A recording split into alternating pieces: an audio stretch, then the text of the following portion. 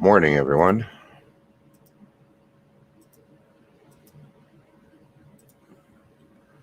It's Tuesday, September 15th.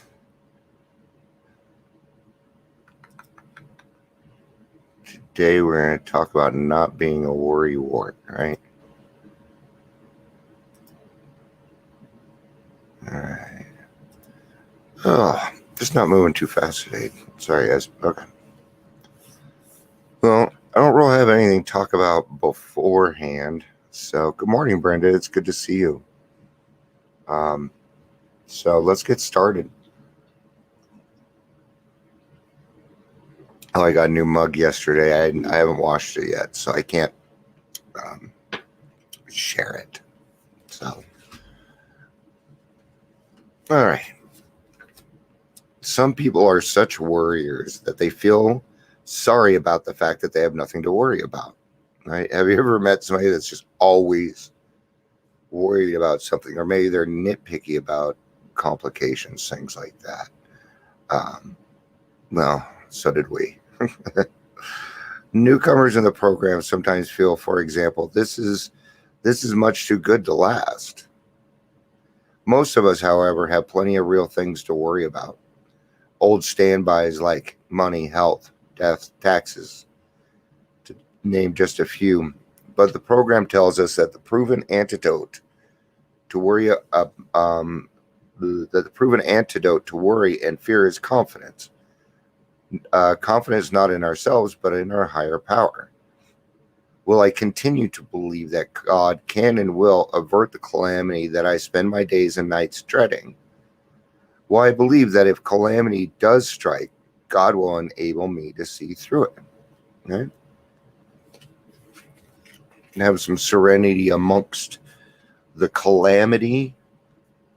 I'm going to read right before step 3, as I felt like that was appropriate. I kind of feel like all of our worrying. Okay, so what does worrying get you? Well, and what are you worrying about, right? So, just saying, if you have 1 foot in yesterday and 1 foot in tomorrow, you're going to piss all over today. And I'm thinking that's not what you want, right? So we are a program of living in the moment. Okay. Why? Because there's a lot of things right in the moment. Not only that, but it's the only thing that you have. Like right now, my really only concern is being on here. Right? That's it. I don't have anything else going on. Okay. Sometimes you'll see me with distractions. Maybe I'm worried that this isn't doing that or that's doing that while I'm doing this, right? Well, when I first started this, I used to want complete silence around the fucking house. And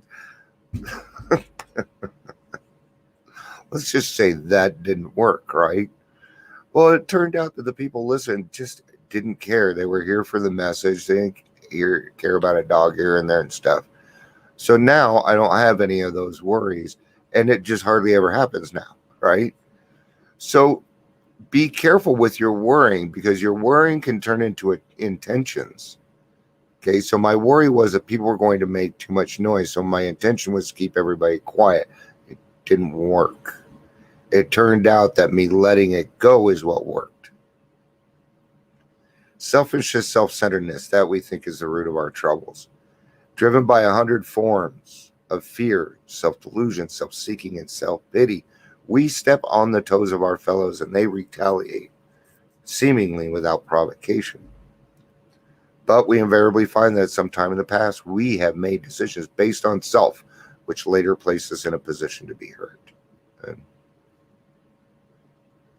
So our troubles, we think, are basically of our own making. Okay? Gosh, they're being so nice here. They are. They are of your own making. There's no basically about it. Your problems are your problems. You made them. You either created them or there was some kind of circumstance which happened, probably because of a move that you made in your past. Okay? They arise out of ourselves, and the alcoholic is an extreme example of self-will run riot. though he usually doesn't think so. Well, denial is not a river in Africa, guys. Above everything, we alcoholics must be rid of this selfishness. Okay? We must, or it kills us. It doesn't say we must, or you might have a couple of bad days. That's not what it says. It says if we don't get rid of this shit, we're dead. Period. Okay? God makes that possible, and there's often no way of entirely getting rid of self without his aid. There is no way of there is no other way. And there often seems many of us had moral and philosophical convictions galore, but we could not live up to them even though we would have liked to. Neither could we reduce our self-centeredness much by wishing or trying on our own power. We had to have God's help. And this right here is the part that I wanted to get to because I feel like it fits. Because if we're worrying, we're playing God. This is the how and why of it. First of all, we had to quit playing God. It didn't work. You're not God. I'm going to say that again. You are not God. I am not God. We are not God. Okay? We're not. Next, we decided that hereafter in this drama of life. Okay? Now, depending on how you want to take it, they give you several different options here. God is going to be our director. You can either do the director. He is the principal. He is the father. We are his children. So depending on how you want to take it, you take it. Good morning, Chris. It's good to see you, bud. Most good ideas were simple, and this concept was the keystone of the new and triumphant arc through which we pass to freedom. A keystone is a part of your foundation. Okay? So that's how we can walk through a new and triumphant arc. Okay? Because of the keystone. A keystone goes like this, right? So I have here foundation, belief in God. Then we have our cornerstone, and the keystone is to quit playing God. Thank you, Paul, my old sponsor. Okay, now the third step, promises. When we sincerely took such a position, all sorts of remarkable things followed. We had a new employer. Being all-powerful, he provided what we needed. If we kept close to him and performed his work well. Yes. You got to do the work. Okay. Nothing in this life is good. Nothing worth having comes for free, guys. It does not. Okay. I have found that everything that I find worthwhile in this life, I put a lot of effort into. Like my relationship with my wife. I put a lot of effort into that. We had a new employer established on such a foot, we became less and less interested in ourselves, our little plans and designs. See how we're not worrying? More and more, we became interested in seeing what we could contribute to life. As we felt new power flow in, as we enjoyed peace of mind, as we discovered we could face life successfully, as we became conscious of his presence, we began to lose. We began. Okay? Don't lose it all the way, guys. We're human. We're human, and that's okay. Be okay just being human today, right? As we became conscious of his presence, we began to lose the fear of today, tomorrow, or the hereafter. We were reborn, okay? So now we don't have 1 foot in yesterday and 1 foot in tomorrow, pissing all over today. Okay? We don't live there anymore. Sometimes we might need to remind our newer brain cells, hey, we don't party here, man. We don't, this is not a path that we take anymore around here. And so you guys are going to have to go do a little bit of studying, and then you can catch up with us. So may realize that the worry that grows out of a broader, often unlabeled fears. Okay. What really is a worry? A worry is a fear. Fear that you're not going to get what you want, or that you're going to lose something that you already have. That would be a worry. They come in different lengths. It might be a relationship. That's a harder worry, right? Don't have enough money for Don't have enough money for the internet bill. Yeah, that's not really a huge worry, right? Well, to some people, millennials will probably die, but I realize that the worry that grows out of a broader, often unlabeled fear, will take more than time to conquer. Okay. And it's going to take a lot of effort because you have created something that probably, number one, doesn't exist, and two, has no solution. We're real good at that. Creating a worry that has no solutions. Like so many dependent people, I have lived with worry so long that it has become my constant floor-pacing companion.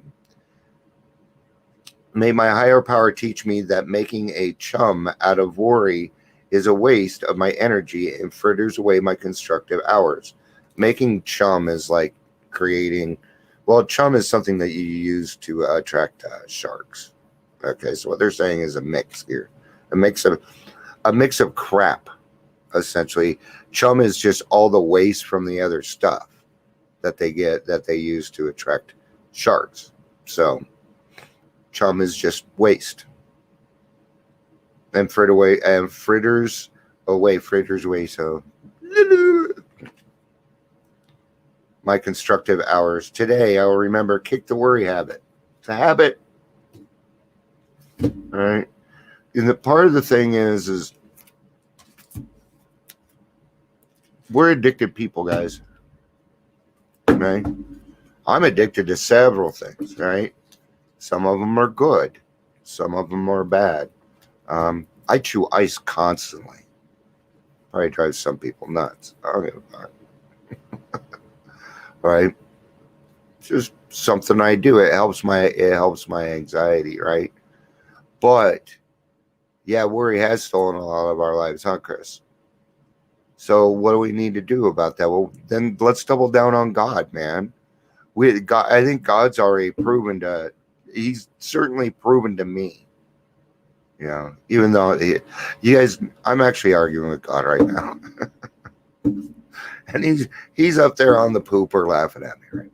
So we're not arguing. Sometimes I just go through some things and I think that, I'm punishing him. We really don't get into arguments. We don't. Sometimes I just want to be like, yeah. Yeah, I get over it pretty darn quick. So, and the thing is, even if I am arguing with God, I'm still going to do the work. It doesn't change anything. It really doesn't, So we need to trust in the fact that God brought us this far, man. How much proof? How much more fucking proof do we need? But if you would come and tell me, hey, while I was drinking, hey, Dion, you do these 3 steps, I'll give you a beer. 3 steps done. Bam. Where's my beer? All right. Let's put that same effort, not just into our sobriety, but into our recovery. Okay. Remember, there's a big difference between sobriety and recovery. It's happiness. It's the work. All right. You guys, thanks for being here today. I appreciate it. It's good to see everyone. I think today's a good day. I think today's a good day to listen. Listen to what God's trying to tell us. And then following through on that. And trusting in the fact that he's got our backs, man. He does. Every single person on here. Brenda, Chris, Jill, me, whoever the 5th person is watching. We're double downing on stuff. We spend our time steeping ourselves in recovery. Why? Because it's comfortable. It feels good there. It gives us, it puts us to normal. And for you and I, guys, normal is awesome. Feels fucking great. It's a high like we're not used to. And it's awesome. Thanks, guys. I love you. You know I do. You guys know I love the fuck out of you, man. Peace out. And have a day. Bye.